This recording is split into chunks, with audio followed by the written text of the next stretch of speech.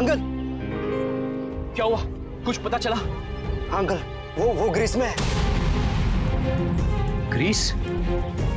लेकिन उस दिन तो तू कुछ और जगह का नाम दे रहा था। मैं भी हैरान हूँ, पहले तो वो कोई दूसरा ही देश बता रहा था, लेकिन अभी वो अपना मनोज है ना, हमारा दोस्त, हाँ। उसने बताया कि वो ग्रीस में है और कल उसे उदयपुर लेकर आ रहे हैं। लेकर आ रहे हैं? कौन? ये सब मैंने क्यों किया? अगर आपको ये जानना है तो जाइए स्वर्णा गोयनका से पूछिए। नींद आ रही है तुम्हें?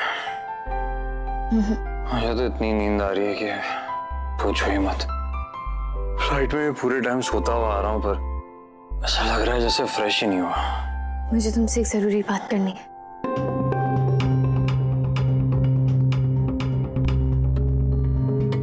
बोला। ये बात मैं तुम्हें पहले ही बता देना चाहती थी, पर जेल से आने के बाद उस वक्त तुम्हें और परेशान नहीं करना चाहती थी, और फ्लाइट में भी तुम बहुत थके हुए थे। सोचा अभी बात करूंगी तो डिस्टर्ब हो जाओगी, इसलिए नहीं कह पाई। ठीक, क्या हुआ? ऐसी क्या बात हुई?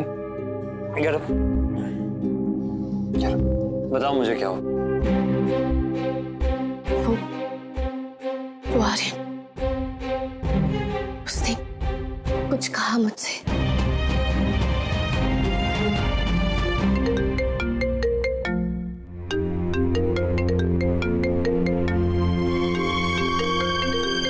तुम्हारे भैया का फोन है?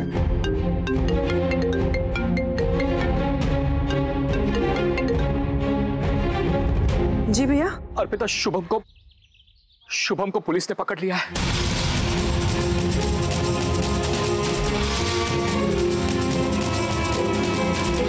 क्या हुआ स्वर्णा?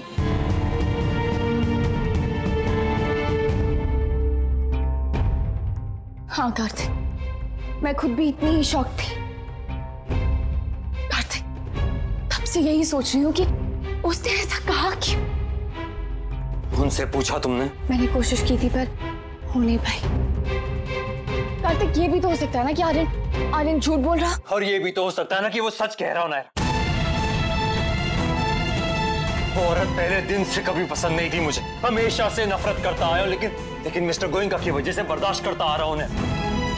माँ की बीमारी के बारे में जानने के बाद हाँ थोड़ा रिस्पेक्ट करने लगा था उनकी, पर कभी एक्सेप्ट नहीं कर पाया था। वो जैसी खुद को दिखाती ना वैसी है नहीं वो, इसलिए कभी पूरी तरह ट्रस्ट नहीं कर पाया, और अब समझ में आ रहा है क्यों। शायद तो वो आर्यन सही कह रहा है नायर, स्वर्णा गोयनका भी शामिल है इस केस में।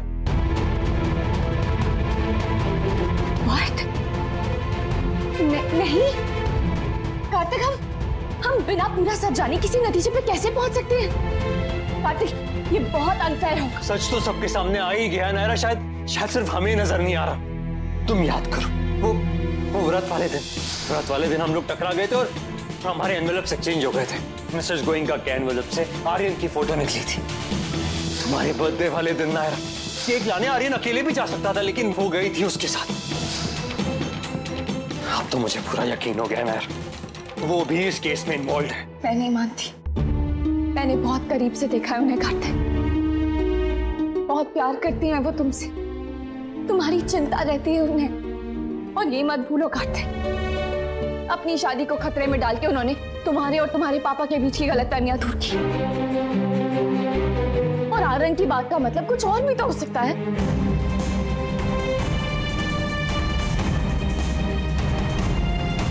इतना तो सोचो ना यार, इस घर में कितने सारे लोग, आर्यन ने सिर्फ उन्हीं का नाम क्यों लिया? इसके पीछे भी कोई बात तो होगी ना। आज तक तो कभी तुमने आर्यन की बातों पे भरोसा नहीं किया, हमेशा कहा कि वो झूठा है, चालाक है। फिर आज अचानक इतना भरोसा क्यों? मैंने ये बात तुम्हें इसलिए बताई कार्तिक, ताकि हम दोनों मिलकर सच का पता कर सकें और किसी पे भी गलत दोष ना है।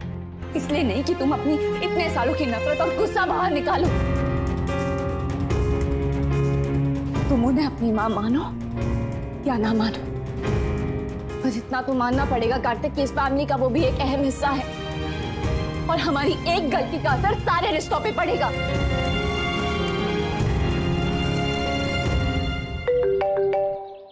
हेलो भैया क्या किया सौम्य? पुलिस ने क्यों पकड़ा उसे? अर्पिता, मुझे कुछ पता नहीं है, मैं तो उसे मिला भी नहीं हूँ। पर हुआ क्या है भैया? अगर किसी से भी पता चल सकता है तो प्लीज जल्दी पता कीजिए। क्यों? अर्पिता, उसके किसी दोस्त ने कहा कि कोई जालसाजी का मामला है। मेरा बच्चा ऐसा नहीं है अर्पिता, मैंने उसे अच्छी परवरिश दी है। भैया प्लीज, मैं जानती हूँ आपको कहने की जरूरत नहीं है। अर्पिता, तू कल मेरे साथ चलेगी ना पुलिस स्टेशन? भैया कल तो कार्तिक केस की सुनवाई है, तो मैं और मनीष जी वहां जा रहे हैं। अर्पिता, कार्तिक के लिए तो वहां और लोग भी हैं, लेकिन यहाँ तेरा बच्चा अकेला है। अगर मेरे पास ताकत और पहुंच होती तो मैं तुझसे नहीं कहता। पर इस हाल में मैं किसके पास जाऊं अर्पिता? इतने सालों में एक बार तो खड़ी हो अपने बेटे के लिए अर्पिता।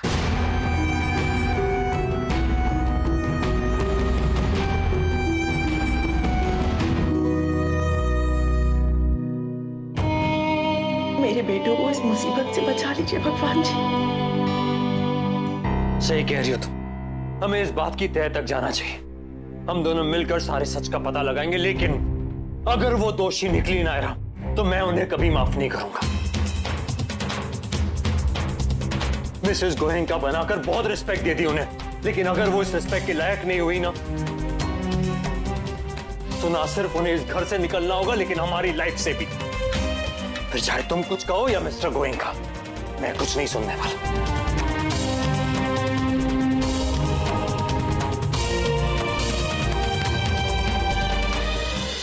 चलते हैं वहां। हाँ जाओ, और छोड़ना नहीं उसे। मेरे बेटे की जिंदगी खराब करने चला था, अब दिखाऊंगा उसे।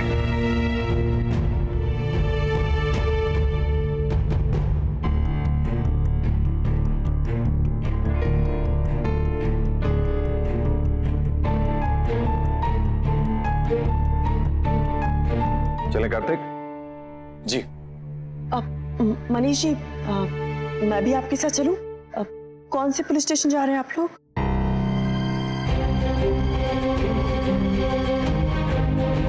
तुम क्या करोगी वहां आकर? तुम परेशान मत हो, मैं संभाल लूंगा सब। पर फिर भी अगर मैं चलूं?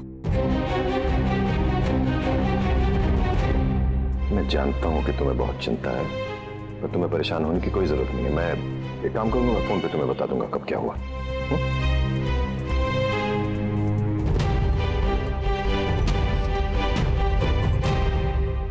जी वकील साहब। नायरा, ये दोनों जरूर एक दूसरे से कांटेक्ट करने की कोशिश करेंगे। मैं वहां आर्यन पे नजर रखूंगा और तुम्हें इन पर रखनी होगी।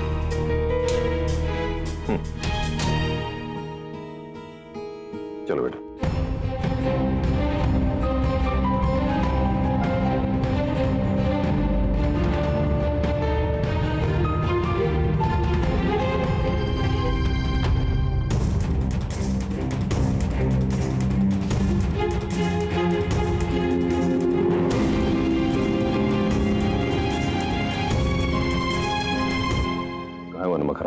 अंदर मेरे सीनियर्स उसे पूछताछ कर रहे हैं। बाप भी आया था उसका। अभी गया। अच्छा है, मेरे आने से पहले ही चला गया। वरना एक बात पूछता तो, जिस इंसान के बेटे ने इतनी घटिया और गिरी हुई हरकत की है, वो कहीं भूख कर मर क्यों नहीं गया? अभी तक जिंदा क्यों है?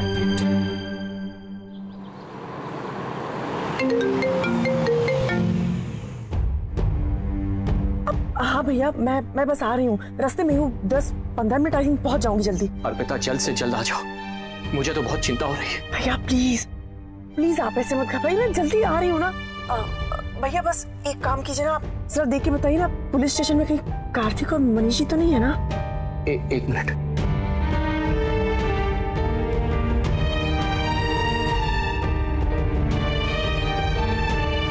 नहीं अर्पिता, मुझे तो यहाँ दिखाई नहीं दे रहे। मैं तो सुबह से यहीं पर हूँ। अगर आते तो मुझे पता चल जाता। शायद वो किसी और पुलिस स्टेशन गए होंगे। हाँ शायद से। अब खैर आप बिल्कुल चिंता मत कीजिए, मैं बस जल्दी पहुंच रही हूँ।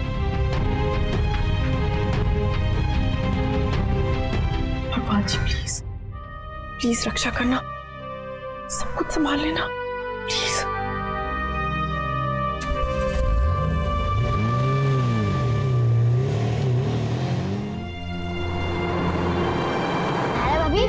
इस म्यूजिक क्लास में रोज आप ही छूने आया करो।